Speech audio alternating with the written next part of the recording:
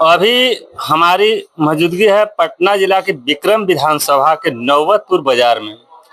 यहाँ पे एक दवा व्यवसायी के पिताजी का कुछ दिन पहले लोगों ने गोली मारकर हत्या कर दी। अपराधियों का इतना मनोबल बढ़ते जा रहा है बिहार में माननीय नीतीश कुमार के सरकार में। अब यहाँ पे देखा जा रहा है कि उनके हत्या के बाद अपराधी शायद जेल में हैं और वहां से इनके पास कॉल आता है कि अगर केस वापस नहीं लिया तो तुम्हारा भी हत्या कर दिया जाएगा।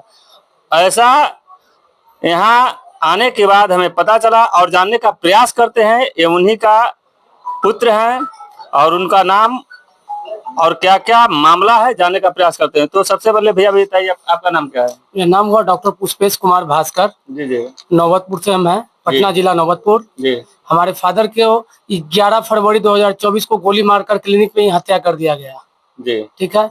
उसके बाद अब जो है जेल से फोन आ रहा है, कुछ लड़के भी आ रहे हैं कि केस को वापस लो या खड़ा होके तुम बोलो कि हम नहीं थे इसमें, और नहीं तो तुम लोग अंजाम भुगतने के लिए तैयार हो जाओ, और नहीं तो हत्या कर दिया जाएगा। व्यापारियों का इतना मनोबल नहीं बढ़ा है कि केस लड़ सके, और हम व्यापारियों को सुरक्षा आज तक नहीं मिला। मैं डीएम साहब से भी मिला, एएसपी साहब से भी मिला और सीनियर एसपी साहब से भी मिला।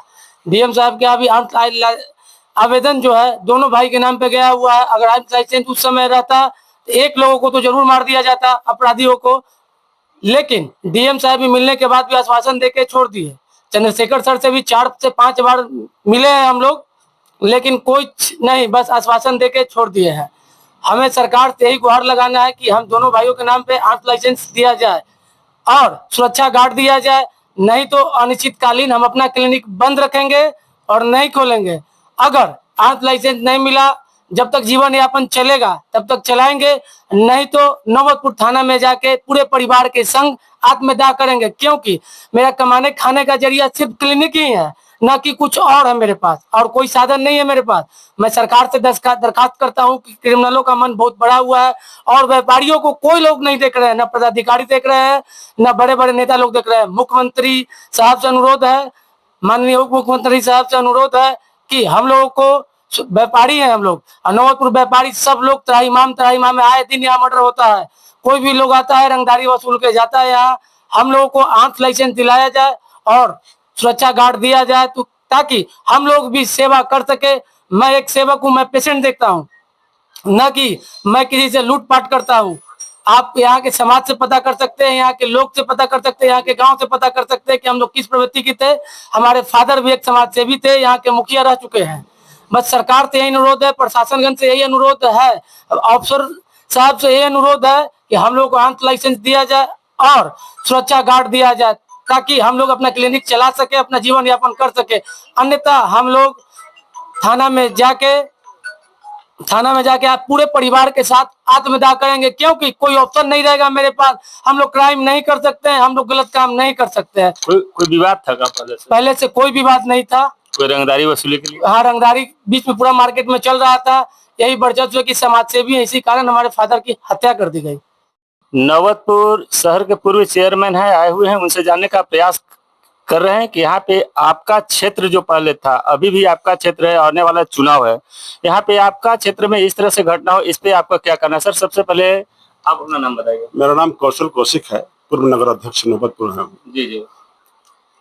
विगत फरवरी को जी हमारे मित्र थे, हमारे बड़े भाई थे जी, उनकी सरेआम खुले बाजार में उनकी हत्या कर दी गई, दुकान पर आके। उसका सीसीटीवी फुटेज है।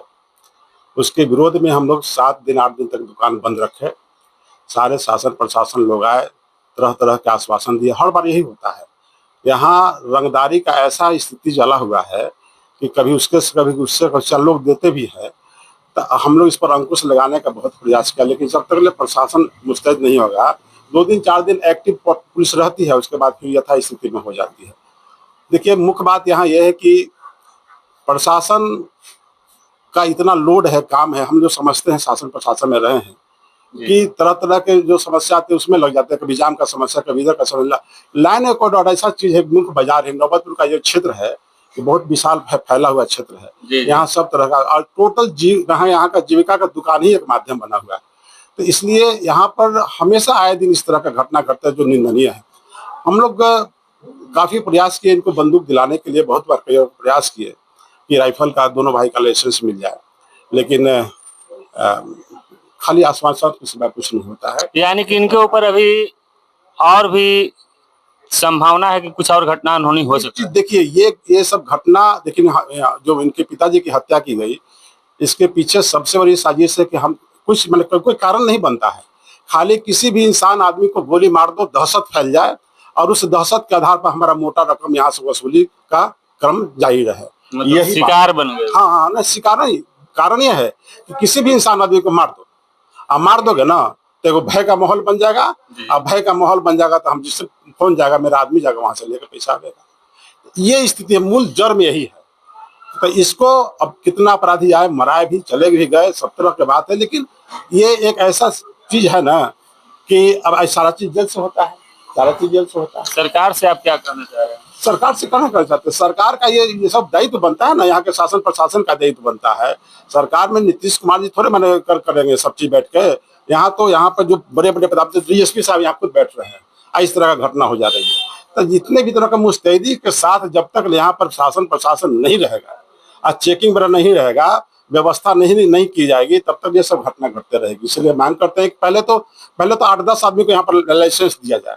लाइसेंस जब तक ले बंदूक आर्म्स का लाइसेंस नहीं था, भय नहीं, भय लाइसेंस रहने पर मेरे भी हत्या 2-3 बार होते होते बचा है, और मैं सिर्फ इसलिए बचा हूँ कि मेरे पास आर्म्स था।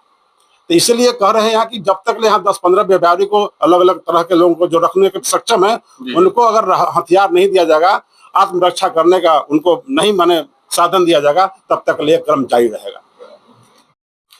नौबतपुर बाजार में सर इस तरह से घटना हो रहा है, इसमें आपका क्या कहना है? आप कौन सी पोस्ट पे हैं और कहाँ हैं? क्या नाम है? मेरा नाम है सत्येंद्र सिंह जी जी। मैं भारतीय कम्युनिस्ट पार्टी की राज्य कमेटी के सदस्य हूँ जी। और मेरा घर यहीं बगल के गांव में है। जी। नाम सर? सत्येंद्र सिंह मेरा नाम है। जी जी। जो फरवरी माह में जो हत्या हुई जी, वो हमारे वरिष्ठ नेता थे जी। लगातार हमारे पार्टी के अंचल कमेटी के सदस्य रहे, नेता रहे हैं और लगातार बाजार के 20 साल तक मुखिया भी थे जी।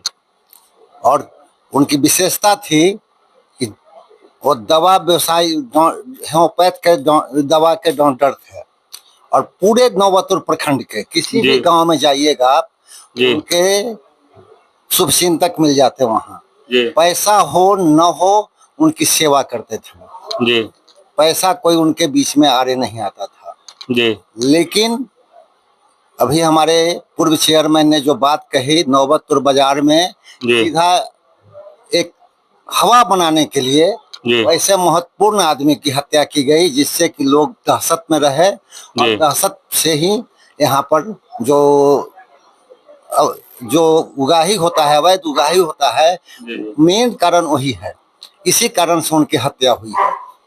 हम सरकार से मांग करते हैं कि जल्द से जल्द उनके परिवार की सुरक्षा प्रदान करें और हम इसके लिए अपने स्तर से, हम अपने पार्टी के स्तर से भी इस चीज़ों को यहाँ के मुख्यमंत्री और यहाँ के डीजीपी, डीएम से कल मिलने का प्रोग्राम बनाए हैं। कल जाकर हम मिलेंगे, अपने राज्य सचिव से भी बात किए हैं और कल जाकर हम इस पर मिलेंगे और चाहें कि परिवार को और बाजार को जल्द से जल्द सुरक्षा प्रदान हो। जी जी।